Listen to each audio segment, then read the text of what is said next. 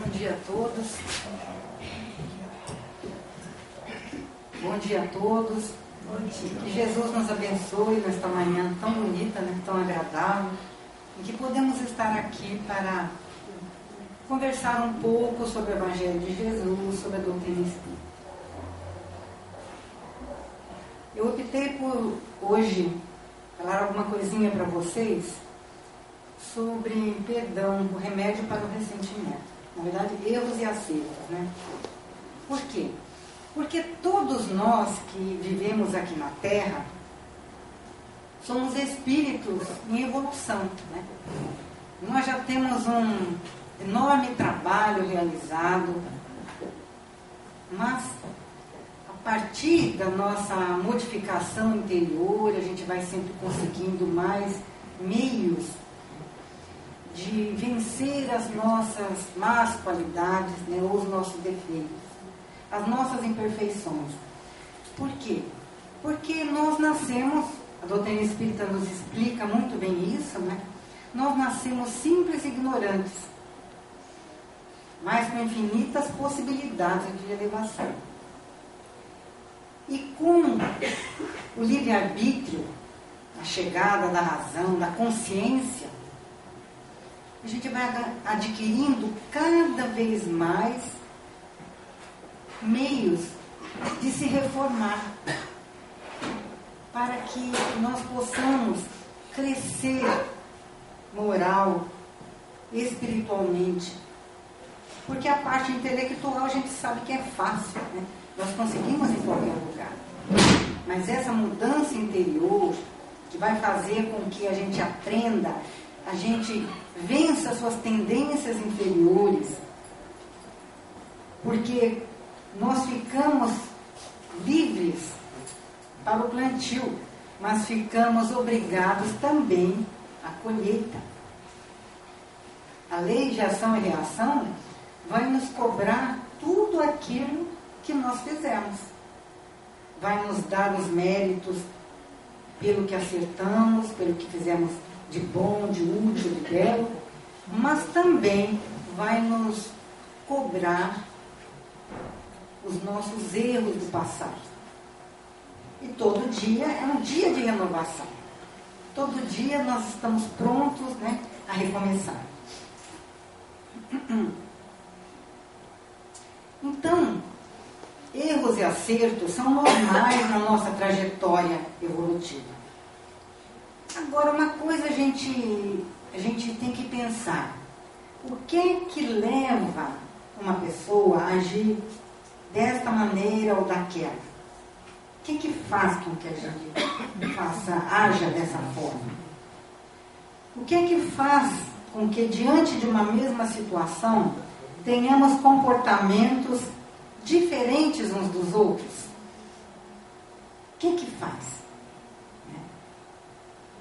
Eu me lembro que, há muito tempo atrás, eu tive dificuldade num certo momento da vida, né? Até porque, diante de um perigo, nós nos acovardamos de medo, muitas vezes, ou temos um rasgo de coragem. É normal isso na criatura, porque cada um de nós dá aquilo que tem. Nenhum de nós dá coisa diferente. Então, tem uma ocasião que eu me lembrei quando eu estava preparando essa palestra, em que eu recebi uma amiga em casa, e depois ela era muito chegada, e depois ela saiu, se despediu, mas eu ainda acompanhei quase uma quadra, assim, fomos conversando, ela ia trabalhar, né? E fomos conversando. De repente, nós vimos que um cachorrinho foi atropelado. Então, o que eu fiz? Imediatamente eu virei para o calcanhar e caminhei no sentido contrário. Aí, quando ela viu isso, ela ficou assim, parada e me chamou e disse assim: Célia, nós temos que socorrer o cachorrinho. Aí eu falei: ah, é mesmo? É verdade. Aí eu voltei. Mas eu voltei com o coração na mão, porque tem pavor desse negócio de sangue, essas coisas, vai ver que a gente já usou muito isso no passado. Então, já lidamos muito com esse tipo de problema, né? Então, é alguma coisa assim que mexe muito comigo, né? Aí eu fui. Mas fui assim, né? Tremendo nas bases. E para a sorte minha, né? A sorte, o azar, porque talvez eu tivesse realmente que enfrentar essa situação. Teria que enfrentar. Era um cachorrinho se fosse uma pessoa. Né? Mas por sorte minha, né? Naquele momento eu pensei, outras pessoas já tinham se aproximado, que estavam mais perto até do que nós, e já tinham socorrido ali o cachorrinho. Né? Então vejam, a coragem não é o meu forte, não. Sabe? Especialmente no caso desses. Mas a gente tem que mudar. A gente tem que fazer com que o aprendizado, ele se fixe na nossa memória atual, integral, né? Tem que haver uma mudança interior. Mas para isso a gente tem que aproveitar as oportunidades também. Eu me lembro de uma outra oportunidade que aconteceu com meu marido Joaquim, ele que conta. Ele era solteiro ainda, morava em São Paulo, trabalhava no Banespa, né, que nem existe mais, né? Banco do Estado de São Paulo. E ele conta que ele chega no final de semana, o pessoal de São Paulo está louquinho para ir para a praia. Então eles faziam excursões e ele estava na praia. E nisso ele viu, um dia de muito sol, ele viu no meio das ondas lá, uma pessoa se debatendo pedindo por socorro. E o pessoal todo aqui na praia, todo mundo ali, estava cheio de gente assim, um dia muito bonito, né? Todo mundo ali parado, porque às vezes as pessoas ficam estáticas, né? Talvez como eu tenha ficado também com a história do cachorrinho, né? As pessoas estavam estáticas. E ele pensou, mas aquela pessoa lá vai morrer, né? Se não fizer alguma coisa. E ele não nadava quase nada. Quase não nadava. Mas o que ele fez? Ele tirou a camiseta e entrou na água. Entrou confiante de que aquelas pessoas que tinham ficado paradas, estáticas, né, elas também tomariam uma providência, porque certamente ali teria pessoas com mais condição do que ele de ajudar, de retirar aquele que está se afogando. E ele foi. E ele viu que realmente, aí um monte de gente se jogou na água para ir. Aí quando ele viu que estava todo mundo indo, né, para salvar a pessoa, né, que estava se afogando, aí ele fez meia volta. Mas outro dia, eu estou me lembrando disso porque no domingo passado nós temos uma reunião e ele estava lembrando disso. Porque nós falávamos de memória, né? Que fica.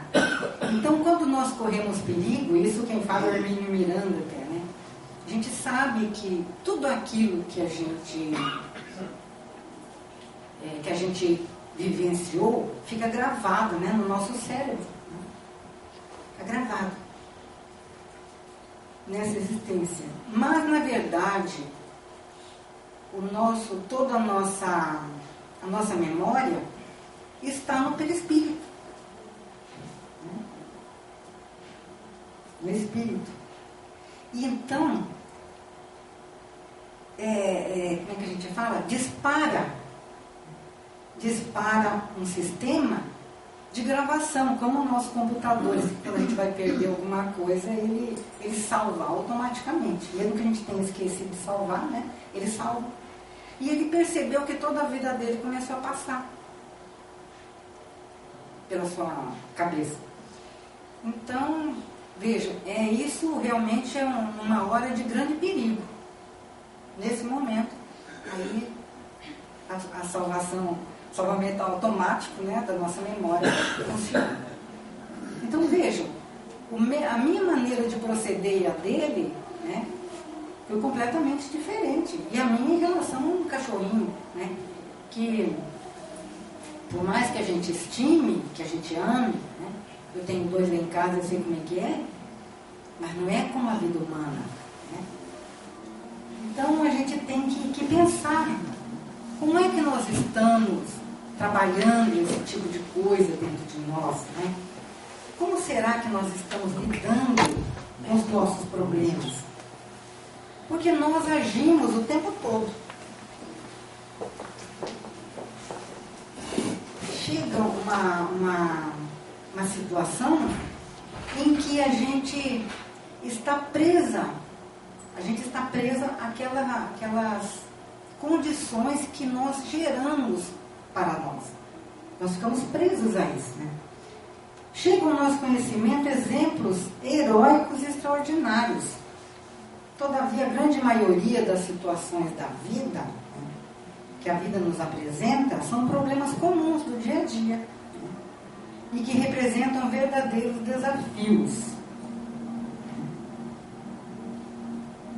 São desafios que nós temos que enfrentar. E somos obrigados a enfrentar, a tomar decisões agindo desta ou daquela maneira. Então, veja a nossa situação. Nós vemos, por exemplo, até pela televisão, pelos jornais, pela mídia, né, de um modo geral, computador, seja onde for, na internet, a gente vê casos assim extraordinários. Eu me lembro que há um tempo atrás, durante uma inundação, tinha um rapaz lá salvando gente, né, que estava ali, até uma senhora, né, que estava sem condição alguma, mas que estava cansada de lutar ali, foi lá, né, com risco para a própria vida, ele conseguiu retirá-la da água. Outro dia, uma coisa que ficou muito gravada também para mim, porque mexeu particularmente comigo, um rapaz, não sei se você se recorda, na verdade uma criança pequena, ela tinha caído dentro de um buraco estreito, vocês recordam disso? A criança pequenininha, não sei se 1, 2 anos, né, tinha caído. E não cabia ninguém ali dentro, os bombeiros estavam lá, tudo, mas não dava para um adulto entrar, né? Aí o que aconteceu? Aí viram lá um menino, um rapazinho muito magrinho, né? Bem esbelto, né? E esse menino é que eles colocaram de cabeça para baixo naquele buraco para salvar aquela criança. Olha que coisa, né? A gente imaginar uma criança lá embaixo e alguém descendo de ponta cabeça sem ter espaço nenhum para se mover. Muito difícil. E, no entanto, o rapaz desceu, o menino, era um menino quase, eu lembro que ele era um novinho, 12, 13 anos, não sei, né? E ele tirou a criança lá de dentro. Agora, isso, eu, por exemplo, não faria de jeito nenhum.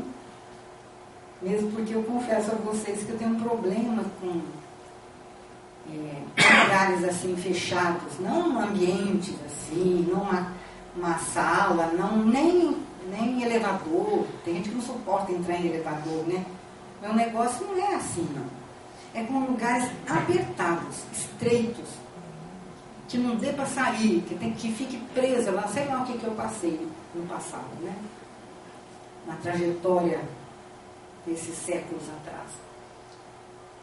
Mas eu não suporto pensar, não sei se já acontece para vocês, mas quando eu vejo até desenho animado, né, que o pessoal entra naqueles buraquinhos assim, aquilo me faz mal. Às vezes eu tenho até que sair da sala. Mesmo porque desde criança eu tinha sonhos em que eu me via num lugar muito apertado dessa forma. Aí quando acontecia isso, voltava várias vezes. Eu acordava, ou então continuava dormindo, né? De repente ia para outro lugar, e novamente acontecia. Era um sonho assim recorrente. Não apenas em noites diferentes, mas na noite que dava era recorrente também. Sempre estava sentindo a mesma coisa. Aquele medo, aquele pavor. Devo ter morrido desta forma. Porque quando eu, há uns anos atrás, muitos anos atrás, eu estava com uns 30 e poucos anos, eu me lembro que eu sonhei, né? Eu tive esse mesmo sonho e eu morri nesse sonho. Aconteceu que eu realmente desencarnei. E eu acordei assim, muito apavorada, chorei muito, acordei assim, desesperada mesmo, né? Pensando, aquilo me vinha na cabeça assim, bom, alguma coisa vai acontecer daqui para frente. Eu não sabia o que poderia acontecer dali para frente, porque era uma mudança naqueles sonhos, né? Mas para minha tranquilidade, depois daquele dia, nunca mais aconteceu nada. Eu ainda quando vejo me sinto mal, não me sinto bem, saio até da sala. Mas nunca mais tive esse tipo de sonho. Quer dizer, eu acredito até que tenha sido a época em que eu realmente deva ter, a idade que eu deva ter desencarnado, né, naquela encarnação. Né? Agora, falando em tudo isso, a gente fica pensando, né? As nossas atitudes, todas elas, são baseadas em alguns fatores que às vezes a gente não pensa. Né? Não. Por exemplo, como nós somos. Mas é aí que está o caso. E como é que nós somos? Né? Quem é que se conhece mesmo para saber como é que eu sou? Como é que são as minhas reações? Como é que eu ajo diante da vida? Né? Quem é, por exemplo, a Célia que se esconde aqui debaixo dessa roupagem? A gente não sabe. Tudo isso para nós é uma incógnita. Por isso que a gente sabe que tem que fazer um autoconhecimento, né? Se descobrir, né? Porque é assim que a gente avança melhor. Mas tudo isso também está baseado no temperamento que nós possuímos. Tem gente que é tranquila, né, relaxada, tem gente que é irritável, tem gente que é muito nervosa, né? Tem gente que é violenta, não é? Tem pessoas que por qualquer coisa, elas já partem para cima do outro. Mas subiu o sangue e eu não vi mais nada. Essa história de subir o sangue e não viu mais nada. Esse é o nosso temperamento, é como nós somos. Os conhecimentos adquiridos. Tudo aquilo que nós já conseguimos adquirir em termos de conhecimento, ajuda na nossa vida. Qualquer área, até televisão, jornais, revistas, né? Os cursos que nós fizemos, tudo aquilo que a gente já leu, até da doutrina espírita, tudo isso nos ajuda. Porque a cada nova página que a gente encontra, a gente vai ter conhecimentos diferentes. Às vezes a gente vai refletir porque vai bater de encontro aquilo que nós sentimos, ou aquilo que nós precisaríamos mudar em nós. E aí, por isso que é importante, né? Porque a gente está sempre ganhando novos conhecimentos, até em conversa, né, com as pessoas. O nosso grau de maturidade. Nosso grau de maturidade. A Joana de Ângeles diz que nós temos a afetiva, né, que é quando a gente é criança, de coisa mental, é um outro nível de maturidade que a gente chega. Depois a moral, em que a gente vai despertando em nós as nossas qualidades para as questões religiosas, morais, espirituais, vamos nos elevando, né? Até chegar, né, na maturidade social, que a gente poder conviver em grupo, né, na sociedade, da melhor maneira possível, aglutinando as pessoas em vez de separar, ajudando em vez de prejudicar. Então, tudo isso nós vamos conseguindo através da nossa melhoria interior. Porque a mudança é do espírito, né?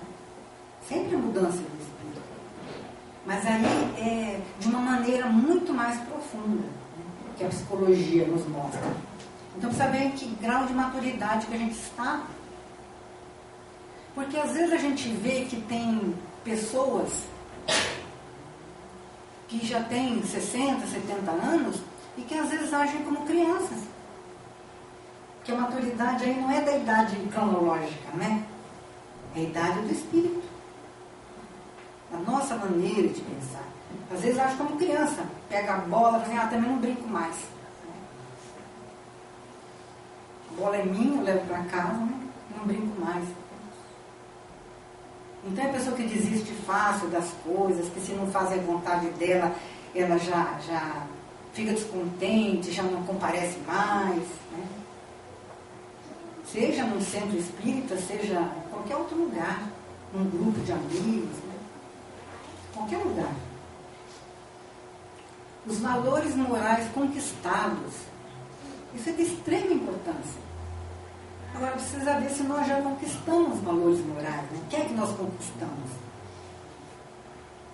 Cada um de nós sabe aquilo que já faz, que já é mais tranquilo, né? Que já consegue visualizar, não, eu sou uma pessoa calma, né? E eu ajudo as pessoas, eu posso trabalhar em conjunto, porque eu não me irrito, né? Nós vamos procurando desenvolver em nós, né, essas qualidades. Lembranças do passado. Né? As lembranças do passado, embora nós saibamos que nós estamos sob um véu do esquecimento, que nem nos fala do doutrina espírita, né? Mas esse véu é muito tênue. A gente não pensa que é uma junta pesada, não, que não é. Né? É muito tênue. O que nós trazemos? As nossas tendências instintivas, né? E a consciência. Agora, como é que nós vamos fazer? Nós vamos visualizar tudo isso de acordo com o nosso comportamento no dia a dia. Porque a gente mostra isso. Os espíritos dizem isso, a gente mostra. A gente não precisa saber o que é que a gente fez no passado. A gente não precisa saber. Porque pelo nosso temperamento, a nossa maneira de agir, de olhar para as pessoas e reagir quando elas falam alguma coisa, né? Tudo isso vai fazer com que a gente volte naquela situação que nós vivenciamos. Às vezes a gente encontra uma pessoa e se derrete de amores por ela. Veio a primeira vez e já está apaixonado. De repente a gente olha para alguém e diz assim, não fui com a cara dessa criatura. Parece que não dá para confiar nela. Como que a gente vai falar isso, pensar isso, se a gente não conhece? Né? Mas a gente sente. Às vezes sente assim, uma certa rejeição pela pessoa. Né? Deve acontecer com vocês também. Porque acontece com todo mundo, acontece comigo, com qualquer pessoa. Agora, o que nós sabemos também, que a doutrina espírita nos ensina, é que nós temos que ir exatamente atrás daqueles problemas que surgem. Não é com as pessoas que são nossas amigas, que a gente confia, que a gente adora de paixão. Não. A gente tem que procurar entender o que é que acontece entre nós e aquela pessoa que a gente acha que não gosta. Porque é aí que está o nosso problema. E é aí que nós temos que encontrar uma solução. E às vezes até a gente a gente pode ficar surpreso com aquilo que vai perceber. Né? E a influência espiritual. A influência espiritual também é outra coisa que mexe muito conosco. Porque às vezes quando a gente vê aquela pessoa que a gente pensa assim, mas não gostei da cara dela, né? Não fui com a cara dela, às vezes a gente não está se referindo à pessoa realmente. Às vezes a gente está sentindo o ambiente que a cerca. Né? Às vezes alguma companhia espiritual que está com ela e que a gente não percebe, mas a gente sente. A gente não vê, mas a gente sente através da sensibilidade mediúnica. Todos nós sentimos. E às vezes não está nem com a outra pessoa, às vezes está com a gente mesmo. Às vezes tem algum inimigo da pessoa, né, que se aproximou de nós, a gente olha com a visão do inimigo dela. Por isso que às vezes a gente não gosta. Então, a influência espiritual, ela também vai permear toda a nossa vida. E é preciso, então, a gente procurar analisar bem, né, refletir, fazer uma prece na hora que a gente não está se sentindo bem, na hora que percebe alguma coisa assim, meio estranho, né? Para que a gente não se deixe influenciar e até às vezes a prejudicar a pessoa. Ou sermos prejudicados também, né?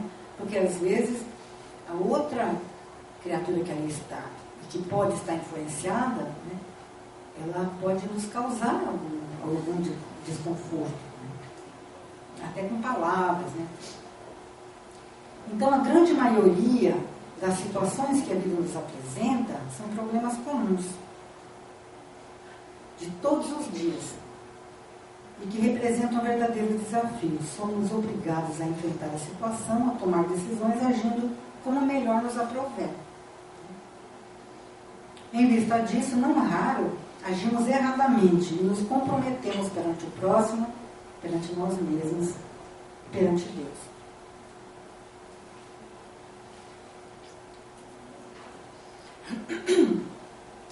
Então, o grosso dos nossos problemas não são coisas graves, sérias, não. Aquela coisinha do dia a dia, né? Os laços familiares, né? Na escola, no trabalho, na rua, né? Supermercado, em qualquer lugar. Porque problemas realmente sérios, graves, assim, são mais difíceis, são mais raros, né? De qualquer forma, nós temos que nos lembrar que o livre-arbítrio nosso é que comanda tudo, né? E que vai medir o nosso grau de responsabilidade em relação às nossas ações, né? Às nossas atitudes, que são também trabalhadas em relação da lei de causa e efeito, né? Ou de ação e reação, que governa todo o universo. E aí, então, a gente se candidata a erros e acertos. A gente vai acertar muitas vezes, errar, outro tanto. Agora, diante do erro, que quando a gente acerta está tudo ótimo, né? Mas diante do erro, né, o que acontece conosco? Nós nos sentimos ofendidos, né? Se alguém nos magoa, né, a gente se ressente, a gente se sente ofendido, né, com aquela situação. Isso acontece desde desentendimentos fortuitos até situações mais graves, violências, agressões e todo tipo de crimes. Mas como eu estava dizendo, essa coisa do dia a dia é o que a maior parte das nossas atividades, das nossas ações, atitudes tem a ver, né, com essas coisas mais leves. Né? E as nossas reações, quais vão ser? A de raiva, né? Que é um violento acesso de ira, com fúria e desespero, aversão, ódio, indignação. Sobe o sangue, né? E a pessoa às vezes fica com a visão assim, obnubilada, e acaba metendo os pés pelas mãos e fazendo aquilo que não deve. Se somos nós os ofendidos. Né? Vai lá e de repente dá um soco no outro, porque às vezes fez uma brincadeira de mau gosto, né? Depende de cada um de nós. Agora, a mágoa, que é um desgosto, pesar, tristeza, isso normalmente, essa mágoa acontece quando nós estamos lidando com pessoas queridas, pessoas da família, né? Amigos nossos. Porque para um estranho, a gente vai sentir raiva, no caso aqui, né? A gente vai se sentir lesado muitas vezes, mas é alguma coisa que não nos afeta tanto, fica aquele sentimento ruim, né?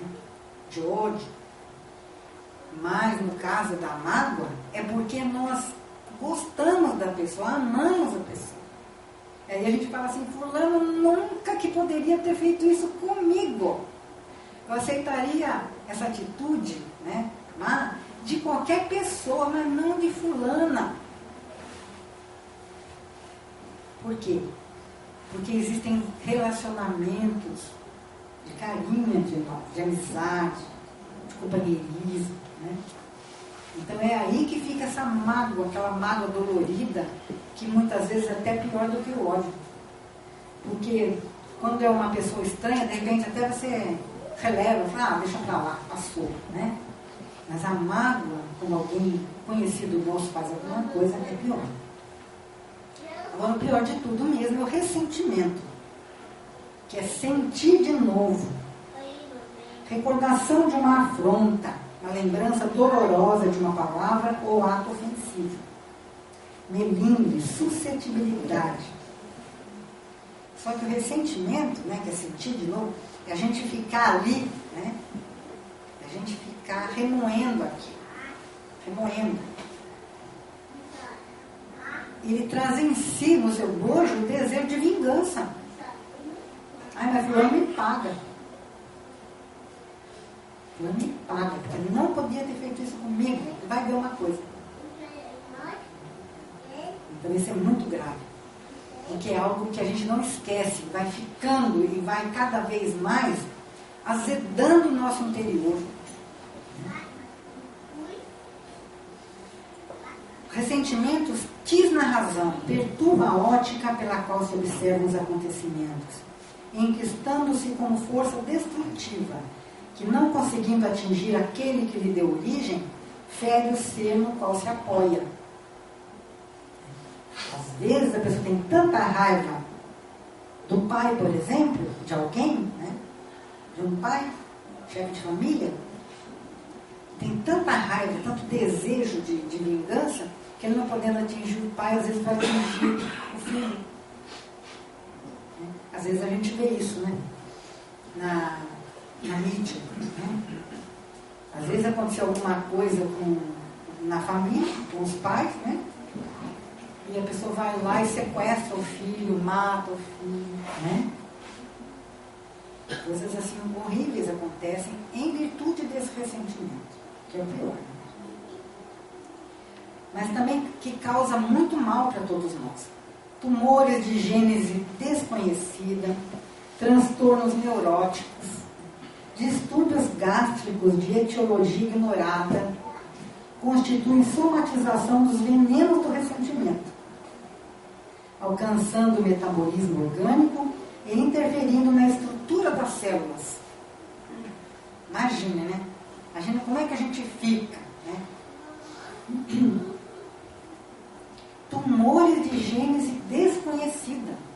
A gente acaba até adquirindo um câncer em virtude disso. Esses transtornos neuróticos, nós estávamos até vendo isso ontem, né? Lá em Rolândia, no encontro lá com o Alexandre, né? É que a gente fica repisando a mesma coisa, né? A gente fica girando ali, na mesma ideia fixa. E isso faz um mal terrível para todos nós. E aí vão aparecer também os distúrbios gástricos, né? Etiologia ignorada. Você não tem... se você vai ao médico, o médico não vai saber o que é aquilo. Porque não tem uma razão para estar daquela forma. Você se sente assim. Né? Tudo isso é somatização. Quer dizer, nós vamos guardando aquelas energias, deletérias, terríveis, isso tudo vai se cristalizando dentro do nosso organismo e certamente causa muito mal. Nós que somos espíritas, que conhecemos o poder da vibração, as energias que estão aí. Quando é uma energia boa, ótimo, mas quando é uma energia pesada, destrutiva, aí é muito sério para nós. Nós nos comprometemos bastante, porque tudo isso interfere, né, no metabolismo orgânico, interferindo na estrutura das células. Todo o nosso corpo acaba ficando comprometido. O Sr. Joana de Ângeles, né, no livro Autodescobrimento, na busca interior. Mas aí vem Jesus, né, e nos mostra uma saída, né, através do exercício do perdão. Diz assim: bem-aventurados os misericordiosos, porque obterão misericórdia. Aprendestes que foi dito: amareis o vosso próximo e odiarei os vossos inimigos. Eu, porém, vos digo: amai os vossos inimigos. Fazei o bem àqueles que vos odeiam e orai por aqueles que vos perseguem e caluniam, a fim de serdes filhos do vosso Pai que está nos céus.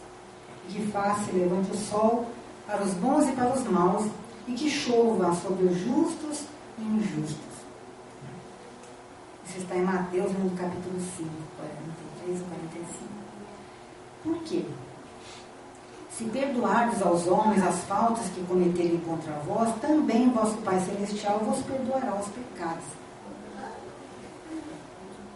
Porque se nós não agimos de uma forma diferente, nós que somos cristãos, né, basicamente cristãos, e do século retrasado para esse, século XIX para esse, espíritas, se é que fomos, né, em outras oportunidades, né, espíritas, né, mas estamos sendo agora, estamos procurando aprender cada vez mais com a doutrina espírita. Se a gente não for diferente, né, o que é que isso adianta para nós? O que é que tudo aquilo que nós aprendemos vai servir? E o Evangelho de Jesus é bússola na nossa vida. Ele que nos indica o caminho.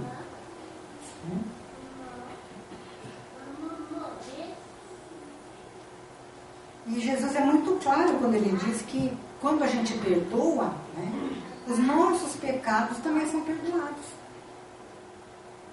Então a gente tem que tomar muito cuidado com isso. Se contra vós pecou o vosso irmão, e de fazer-lhe sentir a falta em particular a sós com ele. Vejam, Jesus não fala que é para a gente ir lá e gritar com o outro, né? Botar para fora tudo aquilo que a gente está sentindo. É para a gente fazer a coisa em silêncio. Para ir lá, conversar com aquele que nos agrediu, né?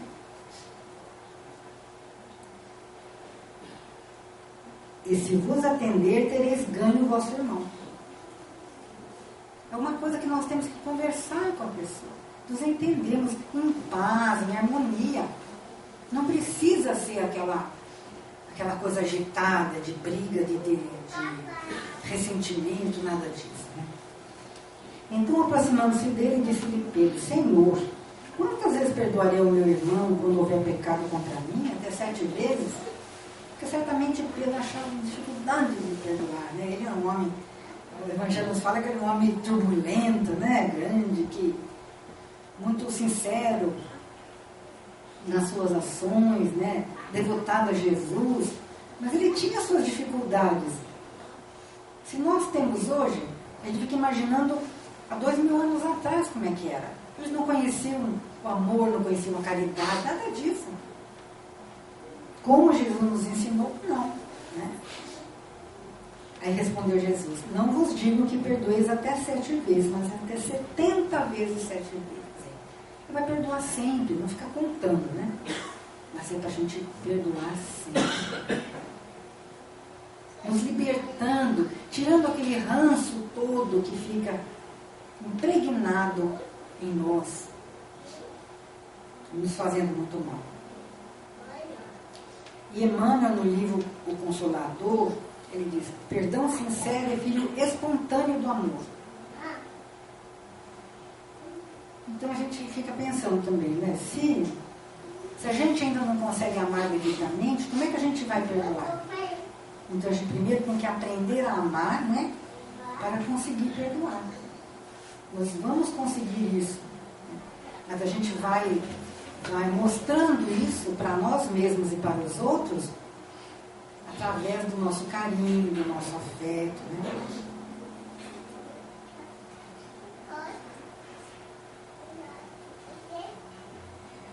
Mas estava me lembrando aqui que o Evangelho segundo o Espiritismo, né? Ele, Kardec nos fala que também a gente não pode ter um inimigo, né, as mesmas efusões de amizade que a gente tem para com um amigo.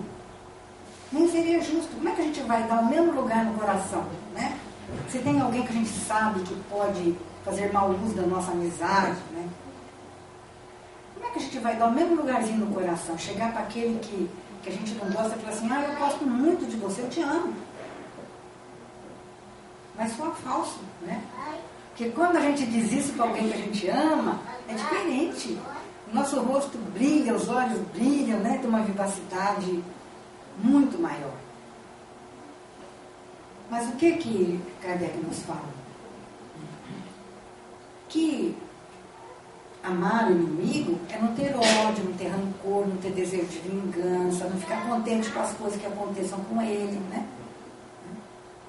Não ficar desejando que ele escorregue numa casca de banana e se esborracha no chão, né? Não ficar pensando assim, porque às vezes a gente é muito delicado, né? Claro que a gente não vai fazer nada contra o nosso inimigo, o nosso adversário, quando a gente tivesse. Se a gente tivesse, quando tivesse. Mas a gente poderia dizer assim, mas Deus está vendo. Deus tarda, mas não falta. Uma maneira da gente empurrar para Deus. O problema é que a gente não quer resolver daquela forma, né? Mas sabe que a pessoa merece um troco. Então a gente não vai fazer nada, lógico, a gente é bonzinho, né? Mas Deus, com certeza, né? Com certeza Deus vai fazer isso por nós. Porque o fulano lá merece um corretivo.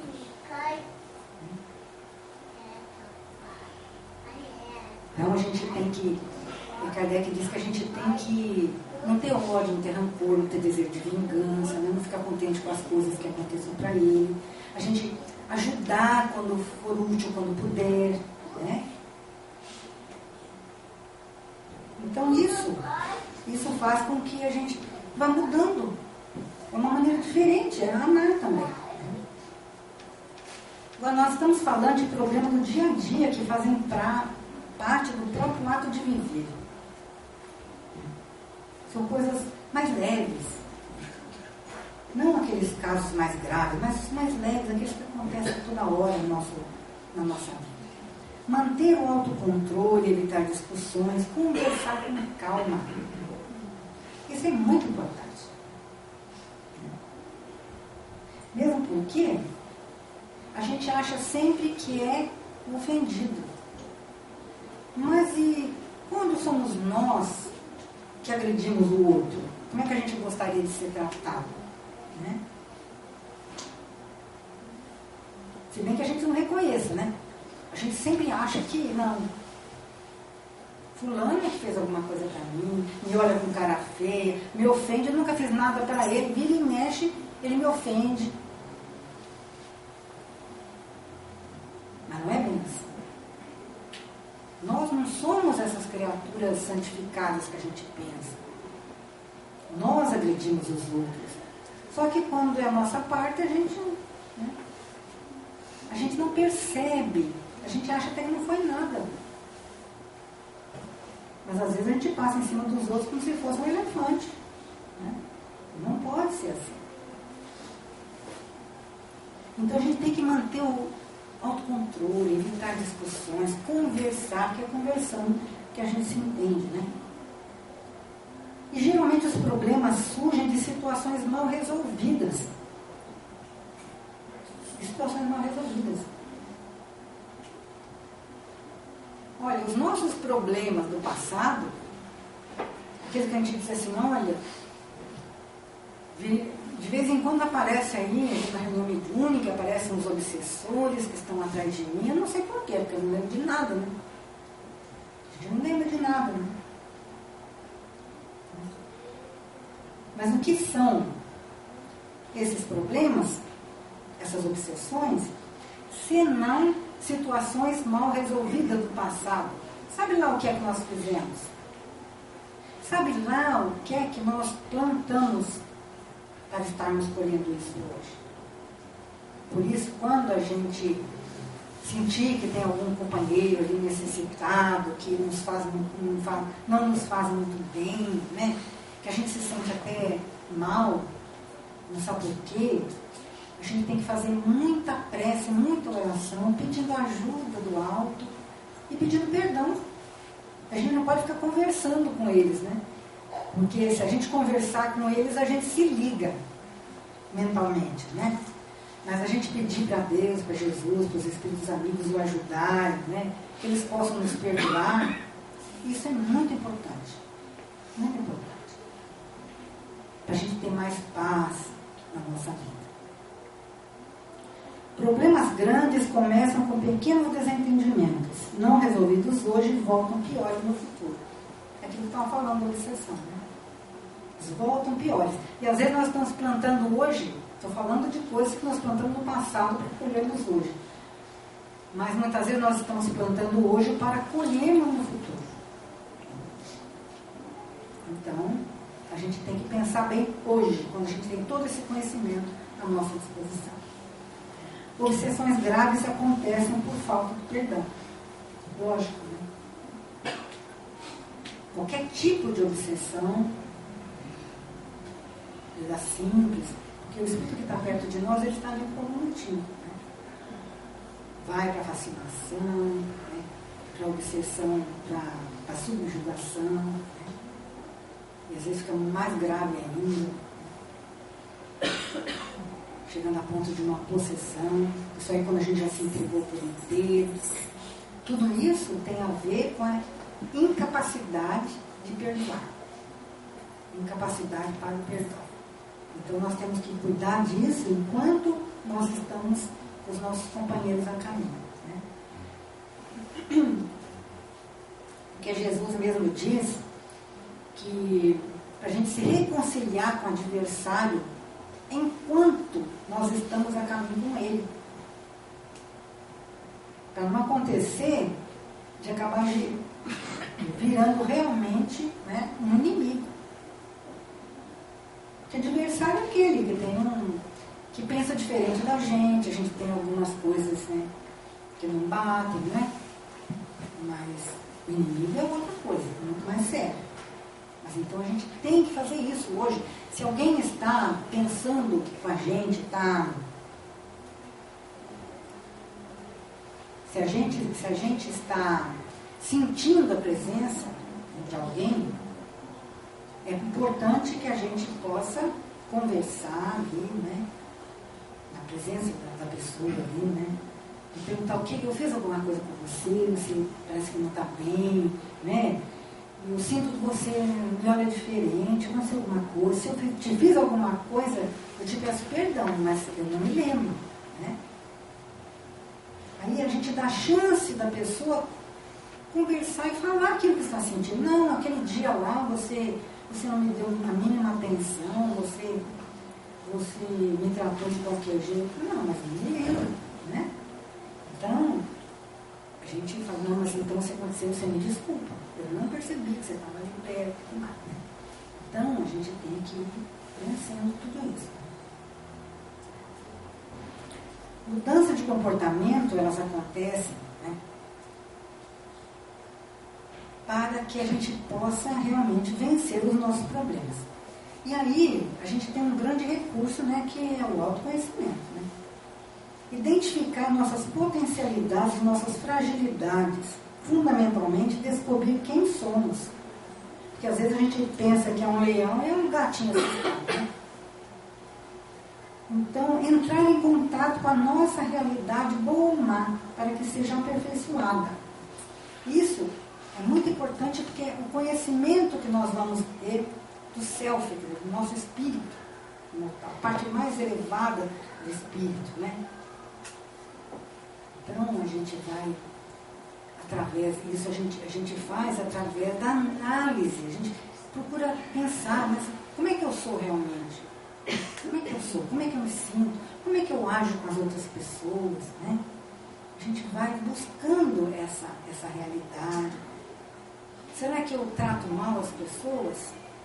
Tem gente que às vezes diz que eu trato mal, né? Mas eu não sei, será que eu trato realmente mal? Se é assim, eu tenho que mudar a minha maneira de ser, né? De pensar, de agir, né? Então, tudo isso a gente vai adquirindo. Aí essa mudança de comportamento, né, ela tem que vir nos abençoando todos os dias, né, através da reconciliação. A gente poder se entender, está falando dos adversários, poder se reconciliar com as pessoas. É fundamental isso aí. Se você conhecer seu inimigo, poderá amá-lo. Uma vez eu li isso aí na revista Seleções. Olha, eu tinha uns 17 anos quando eu li isso. Gente, eu nunca mais esqueci. Se você conhecer seu inimigo, poderá amá-lo. Porque às vezes a gente não gosta de alguém, mas também não conhece direito. Você já viram que é assim? Às vezes você vê uma pessoa, né, parece que a pessoa é orgulhosa ou é antipática, não sei o quê. De repente, aparece uma chance, a gente às vezes fica sozinho em qualquer lugar, aí a gente vai conhecer a pessoa. Né? A gente fica lá, quieta, e aí a pessoa começa a se abrir, né? Às vezes vai falar alguma coisa, fala dos seus problemas, das suas dificuldades, né? E entra numa outra faixa que a gente começa a compreender melhor a pessoa. Por que às vezes ela era tão séria, tão carrancuda? Às vezes a pessoa está cheia de problemas, né? Então não é que ela é desagradável, que é antipática, nada disso. É uma pessoa que às vezes é muito boa, mas que o peso, né? O peso daquilo que ela carrega, né?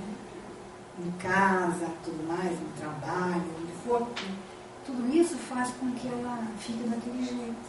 Né? Então, quando a gente vai ver, é uma pessoa adorável. Né? Só que a gente não conhece. Né? Como vou saber o que devo mudar se não lembro o que fiz onde eu errei? Isso aí nós já conversamos sobre isso, né? A gente não precisa lembrar do passado. É pelas nossas vibrações. Pelo que eu sinto, pelo que a pessoa sente por mim, né? Pela gente, né? Aí a gente vai perceber.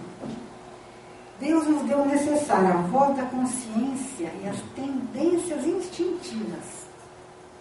A voz da consciência e as tendências instintivas.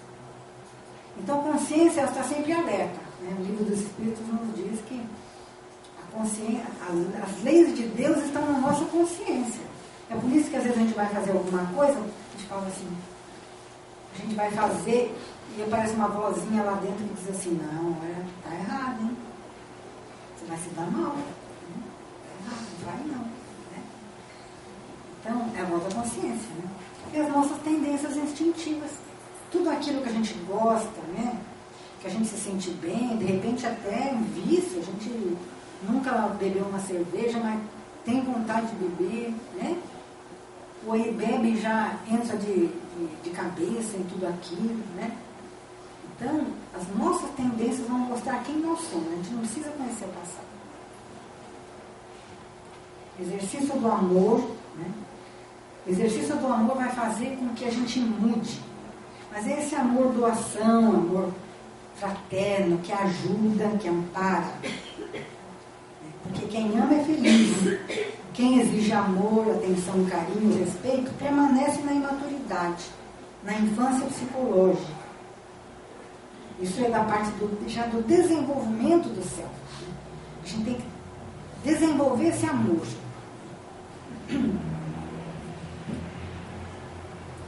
de comportamento, nossa mudança, continuando a mudança de comportamento, através do auto-perdão, né? Porque perdoar os inimigos, diz o Evangelho, né? Paulo fala sobre isso numa lição do Evangelho. Perdoar aos inimigos é pedir perdão para si próprio. Perdoar os amigos é dar-lhes uma prova de amizade.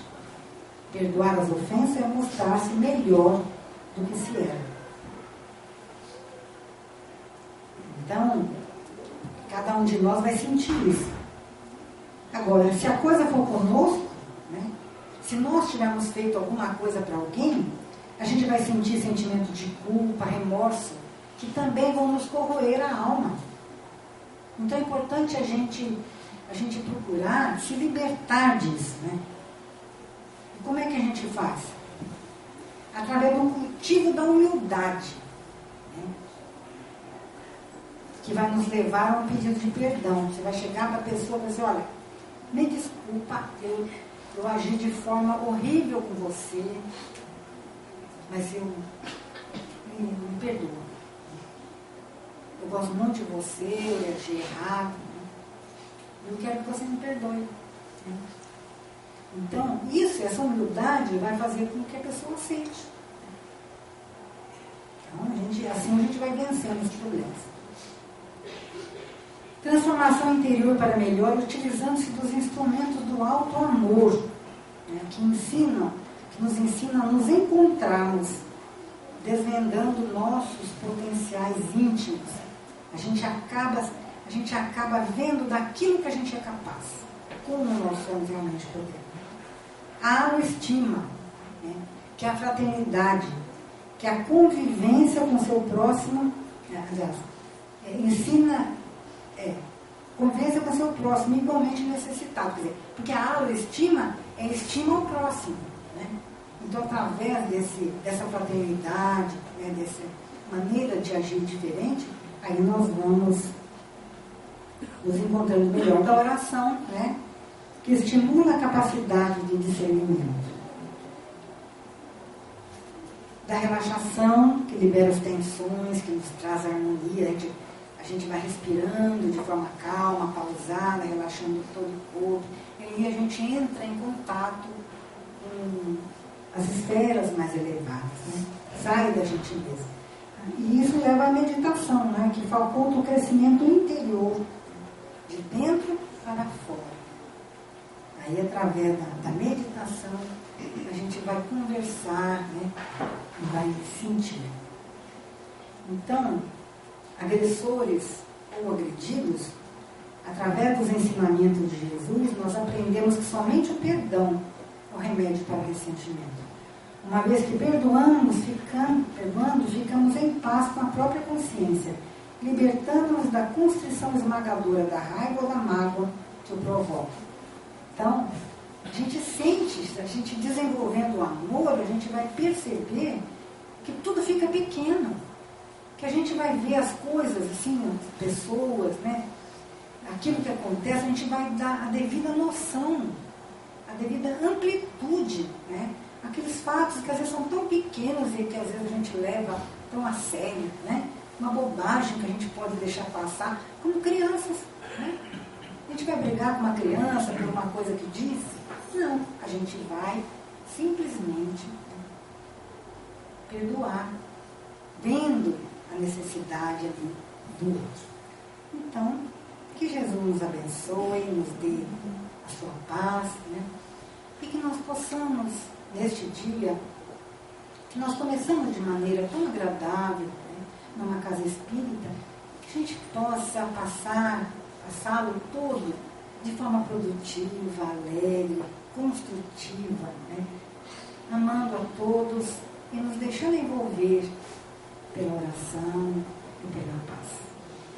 Muito obrigada por tudo, Jesus. Que Jesus nos abençoe.